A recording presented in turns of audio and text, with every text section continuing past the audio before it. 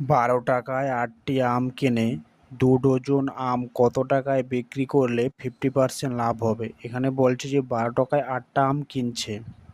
এবার বলছে এই 2 ডজন মানে কত? 24টা আম কত টাকায় বিক্রি করলে তার 50% লাভ হবে? এখানে যে এই 2 ডজন যে আমটা বিক্রি করছে এই বিক্রয় মূল্যটাই আমাদের বের করতে হবে।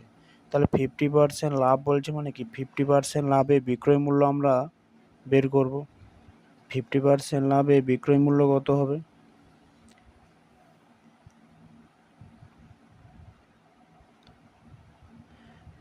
বিক্রয় মূল্য কত? না, আমার যদি ক্রয় মূল্য 100 হয় সেখান থেকে 50 বাড়ালে 150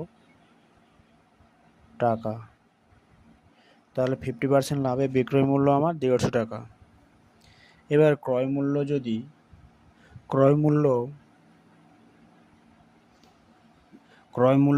100 টাকা হয়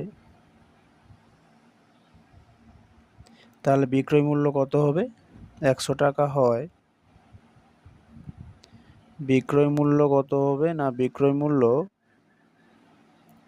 150 টাকা হবে। এখানে বলে দিয়েছে যে 150 টাকা 50% লাভে, তাই ক্রয় মূল্য 100 টাকা হলে বিক্রয় মূল্য 150 টাকা হবে। এবার ক্রয় মূল্য যদি আমার 1 টাকা হয় বিক্রয় মূল্য কত হবে? 150/100 টাকা। এবার এখানে বলছে 12 টাকায় 8টি আম কিনে, তাহলে 12 টাকায় যদি ক্রয় মূল্য হয় বিক্রয় মূল্য কত হবে? 100/12, এই শূন্য কাটলাম, 2 5 10, 2 6 12, 5 3 15, তাহলে 18 টাকা। তাহলে ক্রয় মূল্য যদি 12 টাকা হয় তাহলে বিক্রয় মূল্য কত হবে? 18 টাকা। তাহলে এই 12 টাকায় যদি 8টি আম কিনে তাহলে 18 টাকায় 8টি আম বিক্রি করবে। 8টি আমের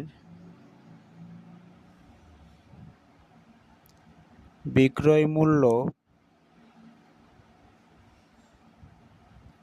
18 টাকা। তাহলে একটা আমের বিক্রয় মূল্য কত হবে?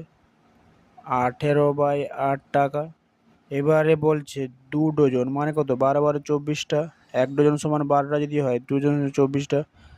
18/8 ইন্টু 24, 8 3 24, 18 3 54 টাকা।